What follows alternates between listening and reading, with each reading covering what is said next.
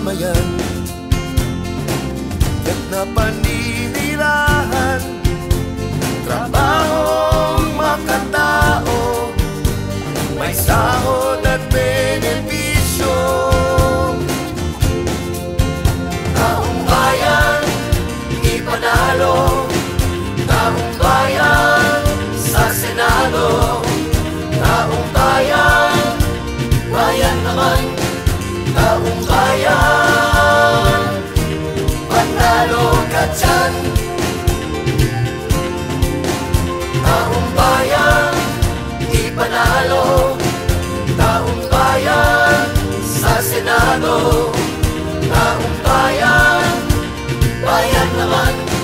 Taong bayan, panalo ka dyan. Edukasyon at kalusugan, kalikasan at kabuhayan, isulong ang karapatan, katarungan at kalayaan. Taong bayan, ipanalo. Taong bayan, sa Senado. Taong bayan, bayan naman.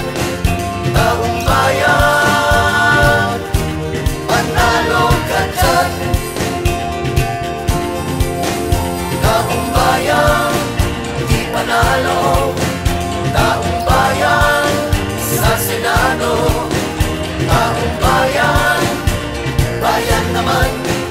Taong bayan, panalo ka dyan.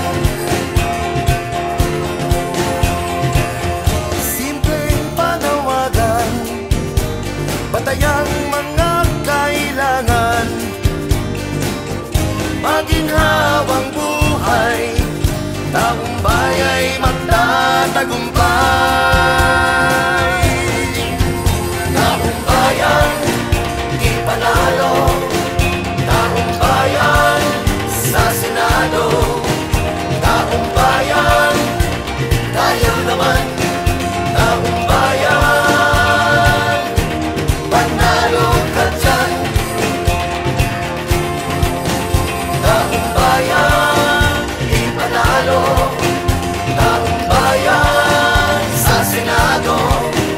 Taong bayan, tayo naman. Taong bayan, taong bayan, makabayan, panatyan.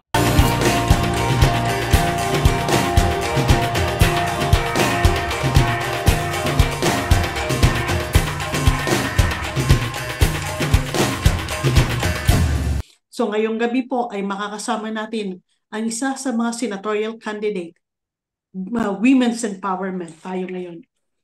So ang ating panauhin ay isa sa mga co-chairperson ng Sandugo Movement of Moro and Indigenous Peoples for Self-Determination. Itinataguyod niya ang karapatan, kapayapaan at kultura ng mga Moro, katutubo at taong bayan. Pang number 37 sa balota sa dating na halalan para sa senatorial candidate, mga kasama, mga kapatid, mga kaugnayan sa Himpapawid, atin pong salubungin si Amira Lidasan. Magandang gabi po. Magandang gabi po, ma'am. Welcome po sa Ugnayan sa Himpapawid. Magandang gabi po sa inyo. Magandang umaga po dito sa atin. At assalamualaikum po. Assalamualaikum. Okay. Siguro wag na nating patagalin dahil medyo marami tayong mga pag-uusapan ngayon tungkol doon sa ano po ba ang nilalaman ng, baka pwede nyo po kaming bigyan ng pinaka-background ng Sandugo Movement at ano po ang nakapaloob tungkol po doon sa karapatan, kagalingan ng pagsasarili ng mga Moro, ng katutubo at syempre nasa kabuuan ng taong bayan. Ang Sandugo Movement of Moro and Indigenous Peoples for Self-Determination ay ang organisasyon po naming mga Moro at Katutubo dito sa Pilipinas, na kami po ay na-push po na magbuklod-buklod dahil sa matindi pong karahasang nangyayari doon sa aming mga probinsya.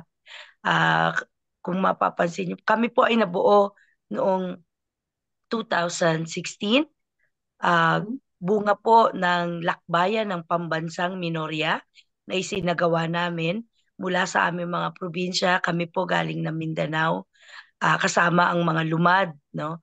At marami pong bilang ng mga taga-Cordillera at iba pang mga katutubo sa buong bansa. Kami po ay nagsama-sama sa isang gathering doon po sa UP Diliman at ipinakita po namin yung pagkakaisa. Nasabi po namin historically ay kilala ang pagkakaisa ng mga Katutubo at Moro para proteksyonan, no, ang Pilipinas mula sa mananakop. Bagamat kami po ang aming lahi at ang aming mga ninuno ay hindi ganon, no, nakatapat ang kalakasan ng mga nangolonya sa atin, at nagpatuloy naman po ang pagkakaisang ito hanggat po sa panahon ng matinding mga karahasan na nangyari po sa ating mga komunidad, pambobomba at saka mga pananakot po. Kaya nagdesisyon po kami noon. Ang mga organisasyon po na kinabibilangan ng Sandugo, ang mga nagsimula po nito ay matagal na pong mga organisasyon, katulad po ng Katribu, ng Cordillera People's Alliance, at yung kinabibilangan ko po, Suara Bangsamoro. So, yun po yung mga nag-initiate ng pagkakaisang ito, at nabuo nga po namin ang Sandugo, no? At siya na pong nagiging representante ng boses ng mga Katutubo at saka Moro. Nito pong last year, ang Makabayan po ay magbukas, no, ng slate para po sa Senado, no. Amin pong ibinigay ang aming kausa, plataporma para po sa karapatan at saka mga kagalingan ng mga kapatid ninyong Moro. Ang karapatan po ay para sa karapatan sa lupang ninuno at karapatan sa sariling pagpapasya, lalo't lalo na po doon sa aming mga komunidad, sa aming mga kasamahan, at saka ito rin po ay pag-push po namin sa pagkilala sa aming free and prior and informed consent, sa kung saan ang mga natural resources po natin kasi sa Pilipinas ay nasa mga lupang ninuno. Kaya sa mga batas, unti-unti pong tinatanggal ang karapatan ng mga dato, ng mga komunidad para pagpasyahan paano ba gagamitin mga rekursong ito sa lupang ninuno. Tinatanggalan din po mismo ng representasyon ang mga dato dahil po doon sa mga batas na inilalabas, katulad sa mining at iba pa po, no? Kaya pinupush po namin sa aming plataforma ang pangangailangan pong palakasin pa, no, ang free and prior and informed consent at yung karapatan po ng mga Katutubo at Moro na pamahalaan ang lupang ninuno at ang mga rekurso sa loob nito. Ikalawa po ay yung kultura. Kami po ay nagpo-push ng pagpapaunlad ng kultura. Kasi alam niyo po, nakakalungkot na ang mga eskwelahan ng Moro at saka mga Katutubo, ang madrasa at saka ang mga lumad schools, no, ay sapilitan pong pinapasara, inaakusa po ng mga nag-harbor ng terorista at eskwelahan ng mga terorista. Kaya po kami po ay talagang nangampanya na bigyan po ng karapatan ang mga estudyante na Moro at Katutubo, lalo na doon sa far-flung areas, na magkaroon ng karapatan na magtayo ng kanilang mga eskwelahan at respetuhin ito. Kasi po napagkaitan na nga po sila ng mga basic services like schools and teachers sa mga communities na yon, pati po yung kanilang pagtatayo o ng sariling eskwelahan ay pinagkakait pa rin po. Kami po ay naniniwala na makakatulong sa pag-unlad ng kultura ang mga eskwelahan na ito, pagkilala doon sa karapatan na paunlarin pa ng komunidad na naaayon sa kanilang mga tradisyon, kaalaman, no, at may bahagi din ito sa kanilang komunidad na maaaring makatulong sa pag-unlad ng kanilang komunidad. Kaya po kasama sa ang aming plataporma para sa pagpapaunlad ng kultura. At panghuli po ay yung aming pong panawagan na magkaroon ng tunay na kapayapaan. Kapayapaan po na nakabase sa hustisya dahil alam niyo naman po, ang daming karakasan na ginagawa sa mga kapatid ninyong Moro at saka mga katutubo. Dahil nga po diyan sa mga pagpasok ng mga minahan sa aming korporasyon, ng mga minahan, plantasyon sa aming komunidad, at ang mga kapatid po nating Moro at mga katutubo, lalo na yung mga leader namin, ay subjected to various forms of human rights violation, EJK, illegal na pag-aaresto, pagsasampa ng mga gawa-gawang kaso, at makikita rin po natin na ang komunidad ay nababiolate po yung kanilang international humanitarian law, no, na kung saan dapat sa nangyayari pong military operation ng gobyerno ay hindi po ito dapat nakadirect or ang target ay ang komunidad na kung saan katulad po sa Marawi at katulad po sa ibang mga lugar na mga katutubo ay binobombahan ng mga komunidad to flush out daw po ang kaaway ng gobyerno. At ang nangyayari po, ang resulta po niyan ay distraction sa community at pagkawala po ng mga kabuhayan ng mga kababayan natin at mismo po mga kababayan natin ay sa pilitang nagsisipaglikas sa kanilang mga komunidad. Kaya po yung kapayapaan po na ipinaglalaban namin ay yung kapayapaan na kumikilala doon sa karapatan ng mamamayan, demokratiko mga karapatan ng mamamayan, kasarilan ng ating bansa. At yun pong kapayapaan na hindi lang po tinatali ang mga kinakausap ng gobyerno katulad po ng National Democratic Front, Moro Islamic Liberation Front at Moro National Liberation Front sa usapin ng pag-surrender ng mga baril, at yun na po yung kapayapaan sa kanila, kundi po pag-address ng root causes of the conflict, lalong-lalo na po sa usapin ng lupang ninuno, lupain ng para sa mga magsasaka at pagkakaroon po ng maayos, no, na serbisyo, maayos na ekonomiya, pagprotekta sa ating bansa mula sa mga economic interest ng mga ng mga foreigners, no, foreign government sa ating bansa. So, yan po ang aming kausa sa Sandugo, na siya na rin pong plataporma na dala-dala ko dito po sa pagtakbo sa Senado, ang kultura, karapatan, kultura at kapayapaan ang handog po, no, ng Bangsamoro at mga katutubo para po sa kampanya na ito. Follow up lang po. Maraming salamat. Sa loob po ng almost 10 years, no? Dahil kung 2016 tayo nagsimula, bali sa loob ng halos 10 taon, nasaan na po ang Sandugo ngayon? Anong level na siya ng pagdating sa kausa? Ano na ang...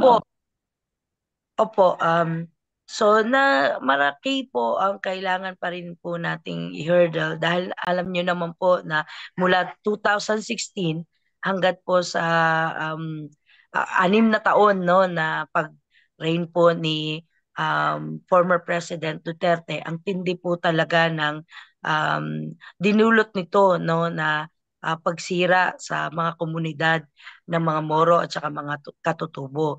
Kasama rin po doon yung atake po doon sa mga leader katutubo na mga miyembro po namin sa konseho, pambansang konseho, sa loob po ng Sandugo. Pero matindi po yung amin ding mga paglaban, lalo't lalo na um, ah, may malalakas po at malalaki po tayong mga organisasyon katulad ng um, Suara Bangsamoro at saka po ng Cordillera People's Alliance. Ang nakakalungkot lang din po, nagpatuloy po ang atake na yan hanggat sa panahon po nitong kasalukuyang presidente. Gamit po yung Anti-Terrorism Act of 2020 na ito po ay naipasa sa panahon ni President Duterte, ay ito na po yung ginagamit sa mga organisasyon natin. Yung pong anti-terrorism financing, yung pong pagdedeklara ng mga organisasyon at mga leader nito ng mga pinoprescribe po ng mga dinedesignate na mga terorista at sinasampahan ng gawa-gawang kaso. So malaki rin po talaga ang naging epekto nito dahil ang mga kinakasuhan po ay mga Council of Leaders din po ng Sandugo. Pero nagpapatuloy po ang aming representasyon, nagpapatuloy po ang aming organisasyon despite po sa matinding mga atake na ito. At marami pong paraan ng ating mga komunidad sa kung papaano po lumaban sa kanilang mga komunidad para protektahan ang organisasyon at para protektahan din po ang mga komunidad natin laban doon sa onslaught ng human rights violation na isinasagawa ng gobyerno sa atin, mga militarization, military encampment sa mga lumad school, sa mga community, gayon din po doon sa mga pag-file ng trumped-up charges. So ito po yung aming naging kausa, ang pagpapatuloy po nito ng pag-call for investigations sa mga human rights violations sa communities at paghikayat po na magkaroon po ng pananagutan ang ating gobyerno, ang mga units ng military na nagsasagawa nito. Hindi lang po panawagan dito sa Pilipinas, kung hindi paghikayat po ng international human rights community not just to condemn but to investigate and also prosecute, ipagpatuloy po itong isinasagawang investigation na may anggulo po ng pag-prosecute not only the former President Duterte, kung hindi po ang kasalukuyang presidenteng Bongbong Marcos na pinagpapatuloy po ang ganitong pamamaraan ng militarization sa ating mga komunidad, paggamit po ng mga aerial bombardment sa mga komunidad na nagre-resulta po ng malaking bilang ng mga kababayan natin na nadi-displace, nawawalan ng pamamahay at nasisira ang ating mga komunidad. Okay. So, Kapatid, baka may tanong ka. Kaya pala tinawag siya na Sandugo Movement of Moro and Indigenous People for Self-Determination kasi madugo talaga ang proseso na dapat pagdaanan para maitaguyod mo. So, hindi talaga basta-basta siya. Talagang dapat ang mga namumuno, grabe ang determination para iangat sila, suportahan sila, kagtulungan sila. Kasi parang ang laging kinakawawa ng gobyerno, yung mga kapatid natin na mga indigenous people. Sila palagi ang talagang takilid, sila palagi ang kawawa, sila palagi ang inaabuso o inaapi. So, kaya kailangan mas marami pang amiralidasan ang sumulong na maging bahagi para sa kalayaan, kapayapaan ng mga katutubo. At saka yung mga kultura nila na parang binubura na rin or winawala na rin. So kailangan talaga marami ang tumaguyod. So balik muna po tayo, ma'am. Nung nakaraang araw, ipinagdiriwang natin ang EDSA Revolution. So kung baga ipinagdiriwang or is commemoration ng EDSA Revolution. Sa iyong palagay, ramdam pa ba natin ngayon ang tunay na kalayaan na ating natamasa nung time na pinatalsik ang diktador na Marcos? Ano sa palagay Unang-una po, sa ngayong panahon? Nararamdaman pa ba natin yun? unang-una po kaya po siguro napakalaki ng naging pagkilos at lumawak din po, no, kahit po sa Mindanao kumilos din po yung mga ilang mga estudyante, no, at sinasabi po ang panawagan po matindis, wag nating kalimutan ang diwa ng EDSA o ang lessons ng EDSA, no. So pangunahin po doon ay um, nagpapatuloy po kasi yung kondisyon ng mga nilabanan sa panahon noong EDSA. Unang-una po yan ay yung pong diktadorya, no, na naranasan po natin yan, no, ang matinding panunumbalik ng mga salitang martial law, no, kahit na sabihin natin na hindi martial law yung isinagawa sa Mindanao nung diniklara ni Duterte iyon, Okay. no, pero talaga pong matindi ang parehas, no, ang itsura ng um, martial law ng 70s, nung martial law po na naramdaman ng mga kapatid nating mga taga Mindanao nung diniklara po ito.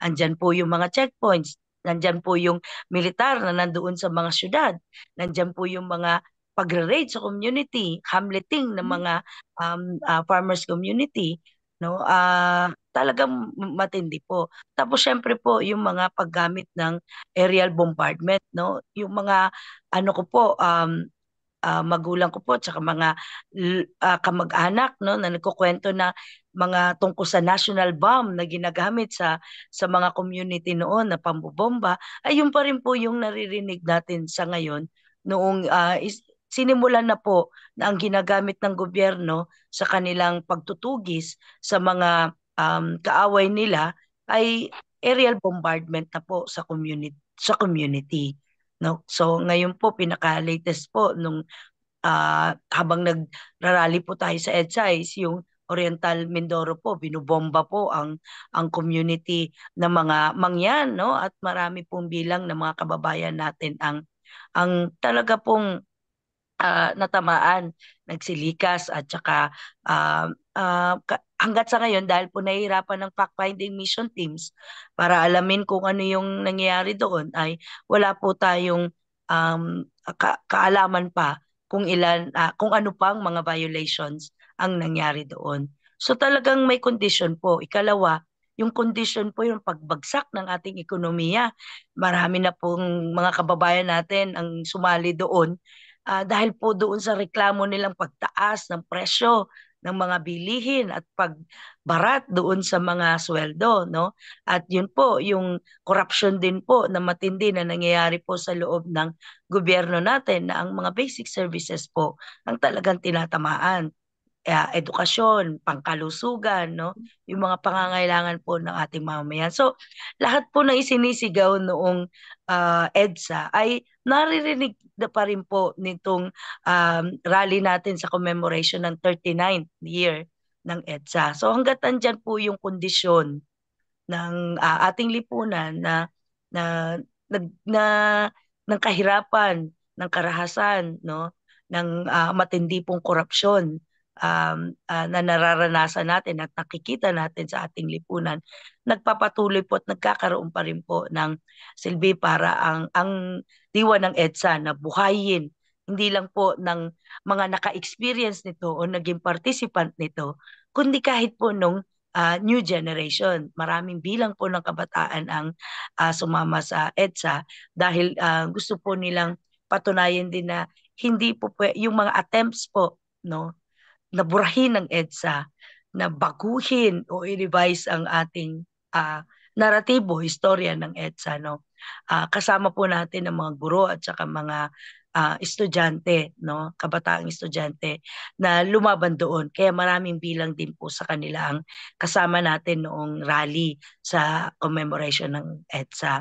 Tapos isa pa pong matindi ngayon, syempre alam po natin na nakaupo po ang anak ng diktador na nung panahon po ng EDSA ay ano na siya, kumbaga may political sangkot na siya, no, doon sa mga problema kinaharap ng kanyang pamilya, no, bilang anak ng diktador, at mulat na siya noong panahon na iyon sa ginagawang kasamaan ng kanyang mga magulang at kaya partisipante din siya doon sa matinding hirap na dinanas ng mga kapatid. At kasama siya doon sa mga pinatalsik dahil buong pamilya, no? Kaya ang pag-upo niya ay isa talagang reminder sa atin na kailangan magpatuloy yung pakikibaka. Itong nangyari sa EDSA ay reminder din ito sa atin na hindi dapat tayo nagpapakampante, no, na porket napatalsik natin ngayon ng isang diktador ay tapos na, no, ang pagpalit ng mga presidente ay natatapos na ang usapin tungkol sa ating kasarinlan, tungkol sa ating mga karapatan, tungkol sa pagwala ng korupsyon. Kasi nakita nating hindi ito at kaya napunta tayo dito sa sitwasyon na bumalik ang anak ng diktador, no, at bumalik ang mga kondisyon, no, sa EDSA kasi talagang makikita niyo po na ang EDSA ay isang step, no, sa pakikibaka ng mamamayan, pero dapat po ay ipagpatuloy natin ang pakikibaka hanggat sa mabago ang ating sistema ng ating lipunan at huwag magpakasya doon sa pagpapalit lamang ng mga presidente na sa totoo lang po, hindi interes ng mamamayan ng kanilang dinala, kung hindi interes lang po na nila at ng kanilang mga pamilya. No? Kaya nakikita natin, puros political dynasties din po ang nakaupo sa ating gobyerno ngayon dahil hindi po natin o hinayaan po natin ang sitwasyon na ito. So kailangan pong tuloy-tuloy nating ipaglaban, hindi lang buhayin ng EDSA kung hindi buhayin ang paghimagsik ng mamamayan para sa pagbabago, para sa proteksyon ng ating mga karapatan. Okay, Okay. maraming salamat po. So, bago po tayo patuloy, Kaprine, isang karangalan lang sa atin na makasama ngayong gabi si Bishop Antonio po. Nanonood siya o nakikinig siya sa Ugnayan sa Himpapawid. Kaibigan po siya ni Ma'am Amira Lidasan. Maraming pong salamat, Bishop. So, Kaprine, baka may idadagdag ka pang mga katanungan kay Ma'am. Bali na ano ko lang, nakita ko lang na ang hindi hiwalay ang problema ng mga katutubo, ng mga indigenous people doon sa problema ng sambayanang Pilipino sa kabuuan. Ngayon, paano nyo po mai-contextualize kung halimbawa o sa mga pangyayari sa konkretong kondisyon, nakita natin yan nung SEA Game, na kung natatandaan pa natin yung Southeast Asian Game, na ang daming na-displace na mga ita dito sa pinagdausan, yung ginawang palaruan. Ngayon, kung nakikita natin na ganito, na ang gobyerno mismo ang gumagawa ng para ma-displace ang mga katutubo at ang gobyerno rin mismo ang dahilan kung bakit naghihirap ang sambayan ng Pilipino. Sa inyo pong palagay, saan po pupunta ang mamamayan kung mismong ang sarili nating gobyerno ang sanhi ng ganitong mga paghihirap ng sambayan ng Pilipino? Opo. Shout out ko lang po, no, salam po kay Bishop Ablon. Matagal ko po siyang nakasama sa pakikibaka para sa mga karapatan ng mga hindi lang po kapatid ninyong mga Katutubo at Moro, kung hindi Mindanaoans po, no? Magkasama po kami bilang mga Mindanaoans sa pakikibaka po para sa mga karapatan. At sa interfaith movement po, no? Kasi po alam niyo po, lagi nagagamit yung away ng Muslim at Kristiyano daw po sa Mindanao. Kaya yun daw po yung sanhi ng nangyayaring gera sa aming komunidad. Pero pinapatunayan po namin sa aming mga interfaith groups, no, katulad po ng Initiatives for Peace at saka po ay yung pagsasama po ng mga Muslim at Kristiyano ay malahaba pong tradisyon ng pakikibaka namin sa Mindanao. So, yan po. Salam sa iyo, Bishop. Tungkol naman po doon sa mga kapatid nating mga Moro at Katutubo, nakita niyo po yung history nagpapatuloy po ang paglaban ng mga kapatid nating Moro at Katutubo, lalo na po sa ilalim po ng Republika na ng Pilipinas, no?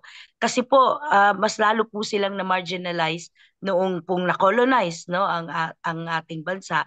Halos walang talaga minarginalize po sa usapin ng lupa, sa usapin po ng pag-aari ng lupa, pagkakaroon ng representasyon sa gobyerno at pinagpatuloy po yan ng Republika ng Pilipinas, yung misrepresentation na nga po yung iba kasi mayroong mga ipinapaupo pero at sinasabing kami ay nagsasalita tungkol sa mga katutubo pero pangunahin po silang nagba-violate ng mga rights at naglalabas ng mga batas no na yun na po ang nagpa-violate sa aming rights at nagkakaroon ng mga ahensya katulad ng National Commission on Indigenous Peoples na pangunahin pong nagre-red tag no sa mga kapatid ninyong mga lumad at iba pang mga katutubo. So sa ganyang paraan po talagang nagpo-push po ang mga katutubo at mga Moro na makapag-organisa. Noong 60s po, alam natin na maraming bilang ng mga kabataang mga Moro at katutubo ang sumali sa Kabataang Makabayan dahil nakita nilang mas ito yung movement na makakapagpakilala ng kanilang karapatan. Kaya ibinuklod nila ang kanilang mga sarili, no, at nakita nga natin ang produkto nung nag-martial law na mas matindi pang lumaban din ang mga grupo ng ito, Moro at katutubo, sa pamamagitan ng pagbubuo ng kanilang mga organisasyon and movement na dinipensa ng mga komunidad sa pamamagitan ng armed struggle, no? So dumudulo po sa pakikibakang armed struggle ang mga kababayan natin para protektahan ang kanilang mga komunidad, no? At isang bagay din po na talagang hindi po maitatanggi ng mga kababayan natin. Kagustuhan po talaga ng mga Moro at katutubo na magsarili, no? Magkaroon ang right to self-determination na kanilang gustong pakita, no, itayo, itaguyod, no, ay ang independence na talaga, no, ang sariling pagpapasya o secession. So mahabang panahon po 'yon ng pakikibaka for secession. Nung bumukas naman po sa mga usapang pangkapayapaan, no, at ang gobyerno po kasi ang tangi niya lang kayang ibigay o kilalanin sa pakikibaka ng lalo na sa hanay ng Bangsamoro ay ang pagka-create ng otonomiya, no, at governance, no. Sa ngayon po, yan po ang kinakaharap ng mga kapatid nating Moro sa pamagitan po ng MNLF at MILF ay na-push po ang pakikipag-usap sa kanila at napuo po yung Bangsamoro Organic Law na siyang nagpaanak po ng bagong entidad, no, yung Bangsamoro Autonomous Region in Muslim Mindanao, no. So sa isang gana po ay dumudulo po sila, no, ang MNLF at MILF doon. Pero nakikita po natin nagpapatuloy po yung isinasagawang militarization program, ipinapangalanan pong mga counterinsurgency program ng gobyerno laban sa atin pagka po usapin ng paano ba kukunin ang natural resources sa mga lupang ninuno ng Bangsamoro ay sapilitan po itong kinukuha sa pamagitan po ng militarization doon sa aming mga komunidad, no. So yan po ay talagang nagkakaroon po ng lalo ng mga problema. Ang mga kababayan po nating Moro ay tinatakbuhan po nila ang BARM po, no, para sa tulong, pero ang nagiging problema din po dahil BARM ay gobyerno na po ngayon. So kung ano po ang polisiya ng national government ay siya rin pong polisiya ng BARM. Kaya nalulungkot po ang mga kapatid nating mga Bangsamoro kung wala na po silang matatakbuhan hinggil po doon sa nagpapatuloy na karahasan sa kanilang mga komunidad at pag-agaw ng lupa sa kanilang komunidad. Kaya karamihan din po sa mga nasa komunidad natin ay napo-frustrate doon sa proseso, no, ng pangkapayapaan na tila hindi nakakaprotekta o nakakapagpalabas ng kanilang mga karapatan kung hindi dumudulo lamang doon sa pangangailangan mag-decommission o magbaba ng baril ang mga pwersa ng MILF at saka ng MNLF at umupo na lang sa gobyerno at parang i-pass on sa kanila ang mga polisiya ng nasyonal sa ekonomiya at yung sa seguridad ng ating mga community. Kaya talaga pong sa frustration na ito ay nagkakaroon po, mayroon pong kondisyon kung bakit nagkakaroon din po ng pagpapatuloy ng paglaban ang mga nasa komunidad po natin ng mga Bangsamoro. Lalo-lalo na po sa mga katutubo. No? Kasi hindi po kinikilala ng karamihan sa mga katutubo. Yun pong ibinibigay na autonomous o autonomiya na sinasabi ng gobyerno na para sa kanila. Mismo nga po yung ahensyang tinayo ng gobyerno, NCIP, ay hindi po kumakatawan sa kanilang mga karapatan. So kaya po talaga pong makikita ninyo ang paghikayat ng mga katutubo na i-bring forth no sa maraming sa various platform po ang kanilang mga kahilingan no. Nandiyan po yung sa mga international international declarations po no ng pagkilala ng IP rights no doon po sa UN. Dinudulog po nila ang mga reklamo nila doon. At sa isang banda po ay mahabang panahon na dinulog din po ang mga kahilingan na to at kagalingan na to sa peace negotiation. No, ang sa peace negotiation po ng GRP at ng NDFP ay may agenda na po no ng tungkol sa human rights and international humanitarian law at mayroon pa nga pong joint monitoring committee na sumusubaybay po doon sa usapin ng human rights no at ito po marami pong mga kaso kami na dinulog, reklamo, complaints doon po sa GRP sa pag-violate niya po sa ano na ito comprehensive agreement no on human rights and international on the respect for human rights and international humanitarian law.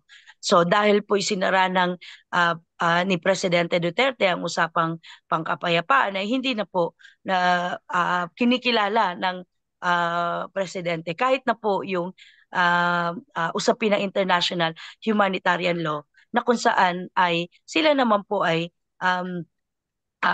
nakapirma doon sa UN mga declarations for human rights at saka international humanitarian law. Ikalawa po, dinulog din po namin ang usaping pangkapayapaan.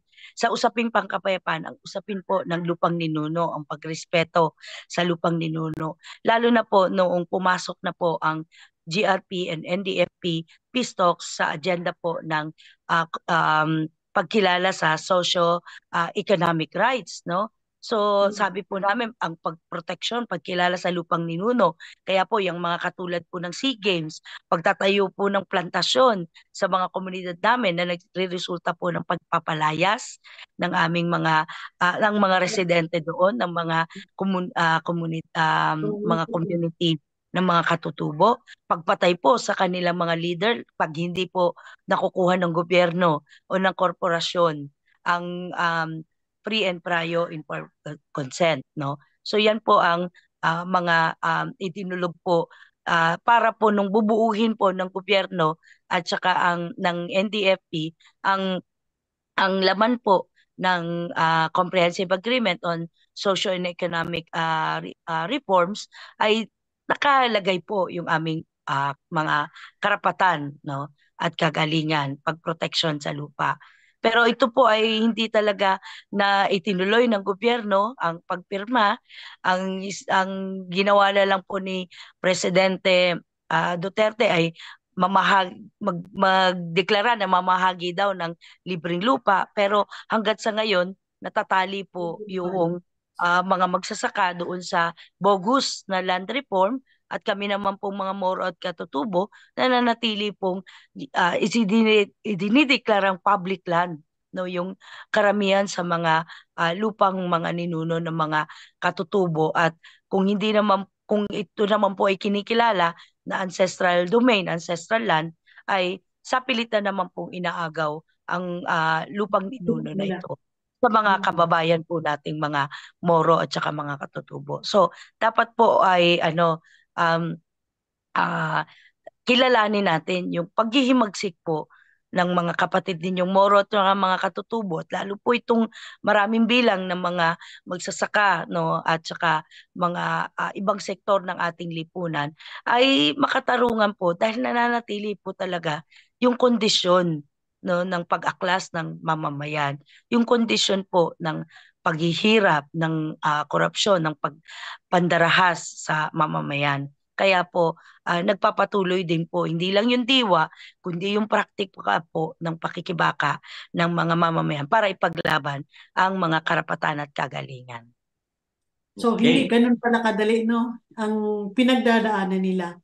So, ngayon ko naisip, paano kung wala ang mga tulad ni Amira Lidasan?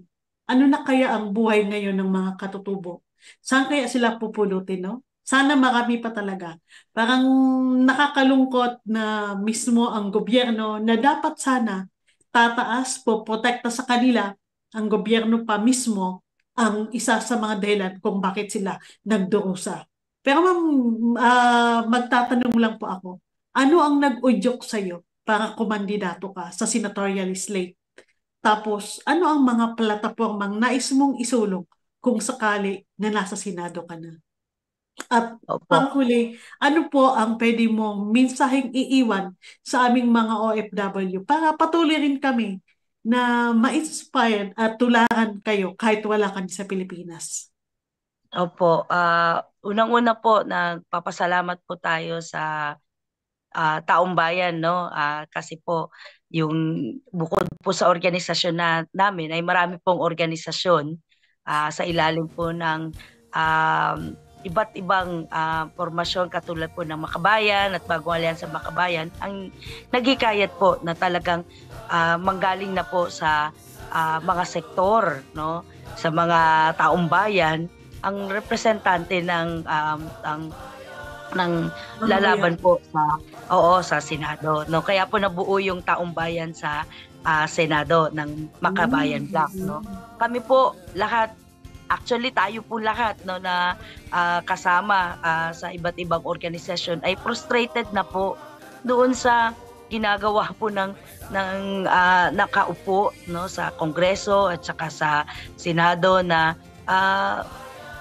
magsabi lang po, no, mag-pay lip service lang po na magsabing okay, para sa mamamayan itong ginagawa namin. Ang nakaka-frustrate din po ay yung mahabang panahon po na naglalabi tayo, ay nagpa-participate tayo sa mga committee hearings para ipalabas ang ating hinaing, nagrarally tayo sa harap ng Kongreso, pero naisasabatas pa rin po nila yung mga batas na nakakasira sa ating mamamayan. Halimbawa po sa Senado, no, at saka sa Kongreso, sa batas nila ang Anti-Terrorism Act of 2020 na talaga pong naka-apekto ng malaki sa atin. At maraming bilang po ng mga kababayan natin ang nawawala yung basic rights nila dahil po dito sa mga pagte-terror tag, no, pagde-designate ng mga terrorism, no, sa mga ginagawa nating paglaban, no. Ikalawa po, yung pong mga policies po, no, na liberalization ng sa rice at iba pa pong mga produkto at mga pang-ekonomiyang gawain po natin, no, ay talaga pong nakakaapekto doon sa mga kababayan natin, at maraming bilang po ng mga representante po na nakikita nyo po sa taong bayan sa Senado slate, no, ang lumaban po doon sa mga polisiyang liberalization, deregulation, and privatization ng mga government companies, no. So lumaban po tayo dyan, no, kasi nagdudulot po yan ng kahirapan sa ating mga kababayan, yung pagtaas ng mga presyo at pagsira naman po ng lokal na produksyon, no. So talaga pong napufrustrate na rin po yung ibang mga kasamahan natin na magsasaka, manggagawa, no, maralita, no.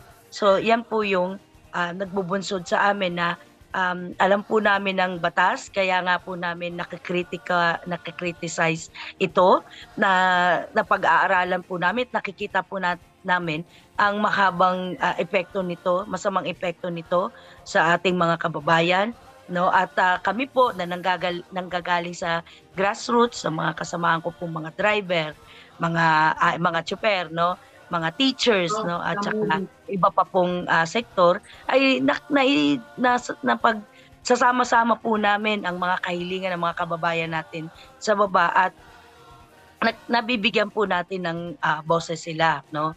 So importante po sa atin, no, na sa loob po ng Senado din, kung saan pinagpapasyakan ang mga polisiya, foreign policies, pinagpapasyakan ang ating ekonomiya, ano ang magiging laman ng ating konstitusyon, ng mga batas, no, ay talaga pong kailangan na ito po ay kung 11 po kaming tumatakbo ngayon, no, 11 din po makakapagdesisyon para sa taong bayan sa loob ng Senado.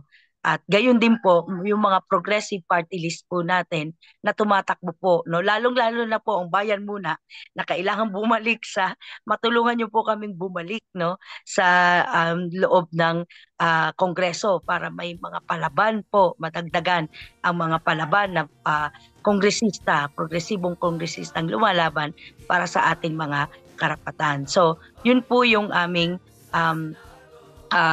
naging kausa, no, na matulungan ang taong bayan, may represent sila, no, at tuliksain yung mga polisiyang nakakasira sa ating kabuhayan, sa ating komunidad, no, sa ating bansa, para sa kasarinlan, no, paghahanap ng kasarinlan, kagyat na kaginawaan sa ating mga kababayan. So kasama po ng iba't ibang mga representante ng makabayan, no, kami po ay may plataforma ng kagyat na kaginawaan. Ito po yung paghanap po ng mga solusyon, no, plataforma po para sa pagbaba po ng mga presyo ng mga bilihin, no.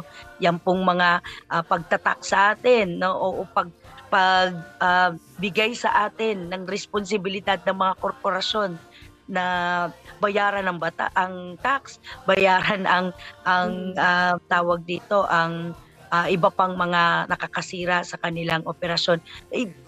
Pinapapasan po kasi sa atin, no, lalo na po yung value added tax, no, lalo na po yung mga iba pa pong mga gastusin nila sa operasyon. Kaya po bumibigat at dumadami po, no, yung bayarin, ay dinadagdagan po kasi ng gobyerno at pinapapasan sa atin, no. Yan po ay mga nanggaling po mga panukala na sa Senado, no, at Kongreso. Yung mga EVAT, VAT, no, ay para po ipapasan sa atin yung mga gastusin ng mga kumpanyang ito. So nakakalungkot po kasi sila rin po ang naglalabas ng batas to tax the rich, not to tax the rich, no, yung magkaroon naman ng makatakas, no, sa pagtatax ang mga mayayaman. So yan po yung mga kinaharap nating mga plataforma, no. Sa kasarinlan naman po ay yung pong yung pong nangyayari ngayon, no, magkaroon po tayo ng foreign independent policy para po hindi tayo nahihila sa giyera ng dalawang nagtutunggaling bansa, ng China at saka ng US. Ang US na ginagamit po ang ating mga community, lalo na Moro at IP communities, bilang lunsaran ng kanilang giyera laban sa China. At ang China naman po na ninanakaw po yung ating mga teritoryo, kinikilala ang ating mga teritoryo sa pamamagitan naman po ng pagpupwesto nila sa West Philippine Sea, no. So yan po ay pag-ikayat din po natin sa plataforma natin na magkaroon ng foreign independent policy at hindi po gera ang ating magiging tunguhin sa policy na yan o magpapagamit bilang lunsaran ng gera. At yung panghuli po, yung demokrasya o yung pong demokrasya na kikilala po sa karapatan ng maraming bilang ng mamamayan, lalo na po yung mga kabos o yung mga miskin o yung mga naghihirap, katulad po ng nire-represent po namin sa Makabayan, manggagawa, magsasaka, Mangingisda, mangingisda, opo, na maralita, driver, tsuper, teachers, kami po sa teachers. Bangsamoro at kababaihan, marami pong kababaihan sa amin sa Makabayan, So sana po ay makasama namin po kayo sa ginagawa namin pong protesta sa ating gobyerno, lalo na po sa Senado na punong-puno na po ng political dynasties, mag-ina, mag-ama, magkakapatid, at saka po mga may utang na dugo po sa ating mamamayan, lalo na po yung mga nagdeklara o kasangkot po ni President Duterte doon sa mga iginawang extrajudicial killing sa ating mga mamamayan. So kung hindi po dapat sila ang manalo ngayon dahil uulitin lang po nila at never po silang nag-apologize doon sa isinagawa nilang tokhang o ano Kasal. pong oo na talagang katulad po nila Bato, at saka po yung pumapayag po sa ganyang sila Bongo, yung sumuporta po sa rehimen na kumitil po sa maraming buhay ng mga kababayan natin, yan po ay dapat na hindi po manatili na nasa kamay nila ang buhay natin, ang mga batas na magro-rule sa atin, dahil nakita po natin kung paano po nila dinidisregard ang buhay ng mamamayan. Napakaliit po ng respeto nila sa ating mga karapatan o kuya wala po talaga. At nanaig po sa kanila yung kamay na bakal na konsepto ng pamamakala. So hindi po dapat sila ang maupo. Taong bayan po ang dapat nating ipanalo coming this election in May. Maraming salamat po at wassalamualaikum. Dagdag na lang po, ma'am, binabati ka po or regards daw po sabi ni Ate Dets. Si Ate Dets po ay mama ni Baso de Jesus. So kasama rin po namin dito siya sa ugnayan sa Papawid. Pero hindi po niya ngayon schedule. Nung nakaraang gabi po o nakaraang Webes po, schedule nila. Ma'am, last na lang po, ma'am, last na lang. Ano po ang mensahe na pwede mong iiwan sa aming mga OFW para maging inspirasyon rin namin habang nandito kami o wala kami sa Pilipinas?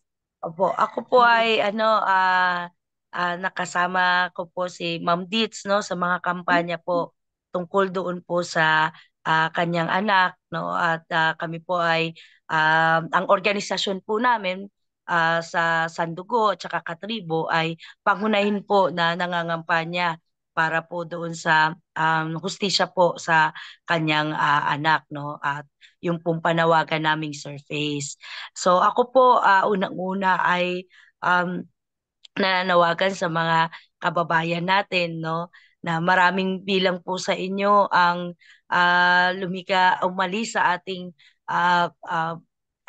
bansa na napilitan para po maghanap ng maayos na kabuhayan po, para po sa inyong mga pamilya. Ako din po ay anak din po ng mga OFWs, kaya dama ko po yung hirap po ng mawalay sa magulang, pero nakita ko rin naman po yung talagang yung kagustuhan na magkaroon po tayo ng maayos na kabuhayan.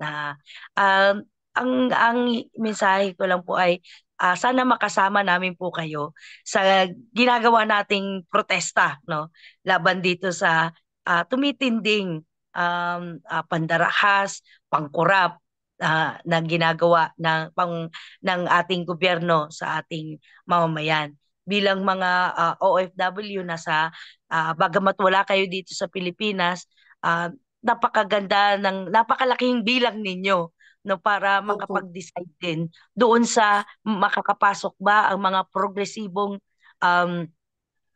mga tumatakbo sa Senado at Kongreso ngayong eleksyon sa pamamagitan din ng inyong boto, sa pamamagitan ng inyong kampanya. Kaya hinihikayat po namin kayong makasama sa protesta na ito. Ang inyo pong pagboto ay isang forma ng protesta, no, doon sa mensahe na hindi na po natin gusto ang ganitong kalakaran, no?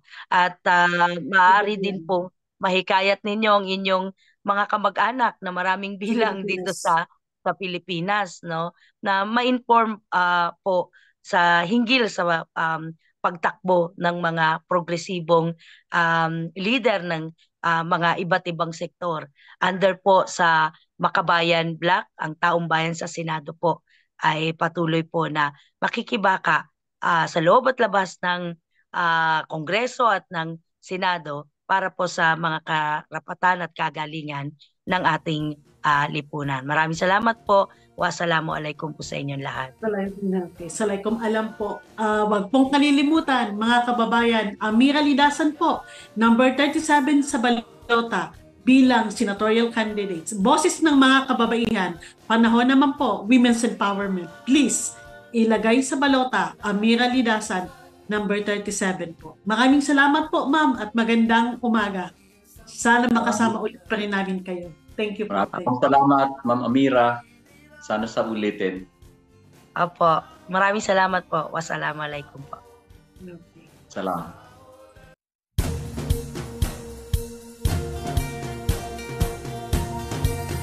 Taong bayan, ipanalo. Taong bayan, sa Senado. Taong bayan, bayan naman.